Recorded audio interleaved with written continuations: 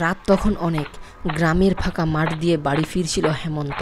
চারিদিকে নিঝুম, শুধু শ্যাওলা পচা খালবিলের গা থেকে এক পচা গন্ধ ভেসে আসছে।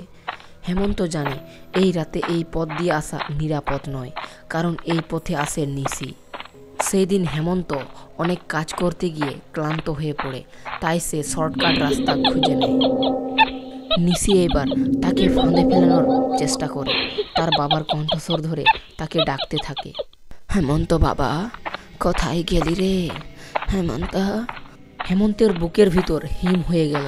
সে জানে এই ডাক সত্যি নয়, এটা নিশির ডাক।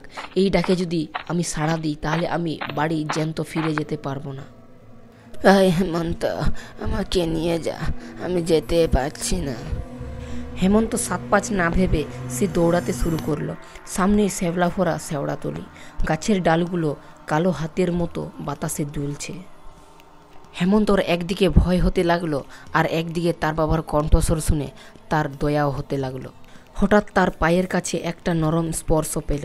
সে ভয়ে নিচের দিকে তাকাতে পারল না, শুধু অনুভব করলো কিছু একটা তার পায়ের ছাপ ধরে উঠে আসছে।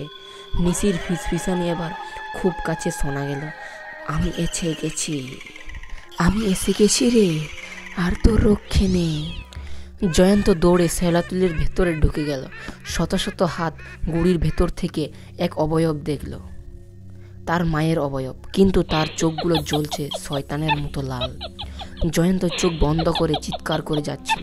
তখন একটা ঠান্ডা হাত তার কাঁধ ছুঁলো। সে অনুভব করলো তার গলার কাছে কিসের যেন ধারালো নখ বিঁধে যাচ্ছে। এরপর সব অন্ধকার।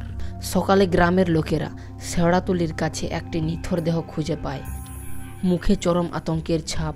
গ্রামের সবাই বুঝতে পেরেছিল নিশি তার শেষ শিকার পেয়ে গেছে, মানে হেমন্তর মৃত্যু হয়েছে সেই রাতে।